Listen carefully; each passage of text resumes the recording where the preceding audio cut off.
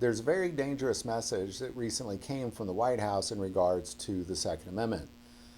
In the wake of the recent events in Maine, the vice president was speaking in Australia and turned and looked at the Australian flag and then said, there are things that can be done about this.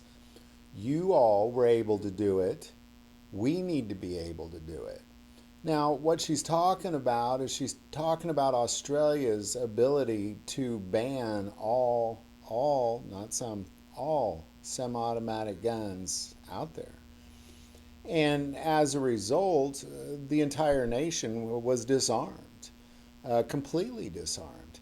Meanwhile, violent crime continues to go up in Australia. Also, violent gun crime continues to go up in Australia.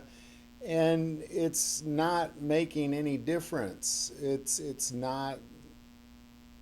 Essentially, what the White House is saying is we need to be able to confiscate firearms. We need to be able to coast to coast confiscate all semi-automatic firearms, and we need to be able to do it in one fell swoop, just like Australia did.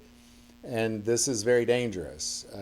Gun confiscation apparently is on the table with the current White House, and this is something that we have to, will they be able to achieve this in their term? No. But it's the idea, it's the fact that this is what they are eyeing, and you got to know that even if this group of leaders don't get that, the next group of leaders is going to be eyeing that exact same thing. And it's important that you pay attention to what people say out loud.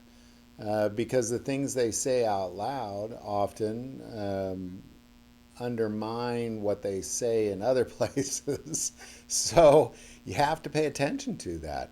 And ultimately, again, the White House is saying that we need to be able to do the same thing that Australia did: confiscate all semi-automatic firearms from every citizen, coast to coast.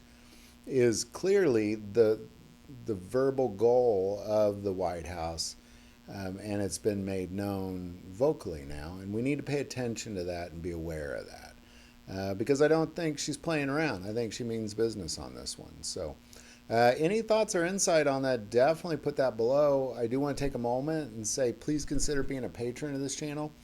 It greatly increases our ability to put this content out as YouTube suppresses it. That link is below. But the most important part of this channel, we take prayer requests, so never hesitate to send that in. Thank you for watching this episode of God, Family, and Guns. And as always, love God, love your family, and love guns.